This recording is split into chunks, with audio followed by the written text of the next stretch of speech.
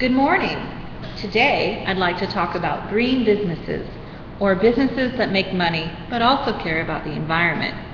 First, I want to talk briefly about how we define green businesses.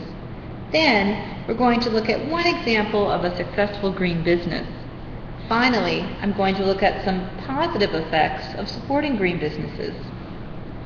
First, let's talk about where green businesses come from.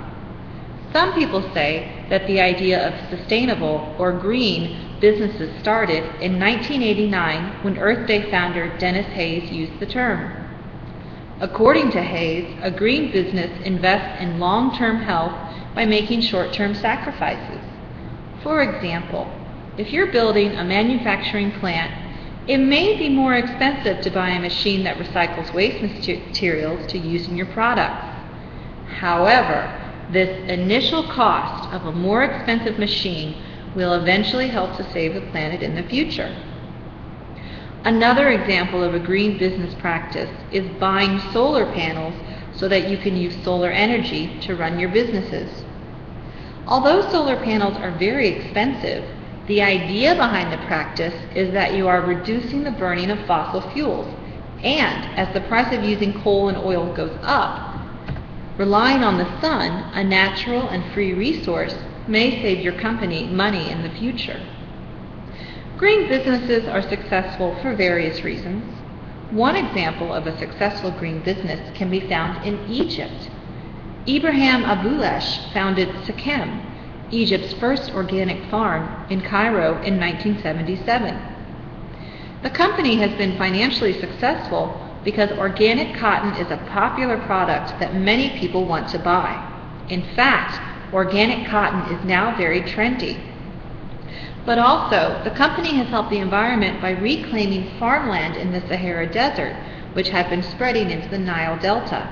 In addition, growing organic cotton in Egypt uses 20 to 40% less water than in other regions. Finally, Sekem's farming practices are good for making money and for protecting the environment. Organic growing techniques have lowered the farm's costs, improved the average of the profits made by almost 30%, and produced a raw cotton that is more elastic than cotton that is not grown organically. It's great that Ibrahim Aboulesh is profiting from sustainable business practices, but what does that mean for you? Well, for one, eating locally grown organic food is good for your health. Industrially raised food is grown with many pesticides and chemicals and is processed with additives and preservatives. These toxins have been linked to a range of diseases and disorders, including infertility and birth defects, and can potentially create damage to the nervous system and cause cancer. In contrast, local organic produce gives you a lot of vitamins and nutrients that you need to stay healthy. In addition, local food just tastes better.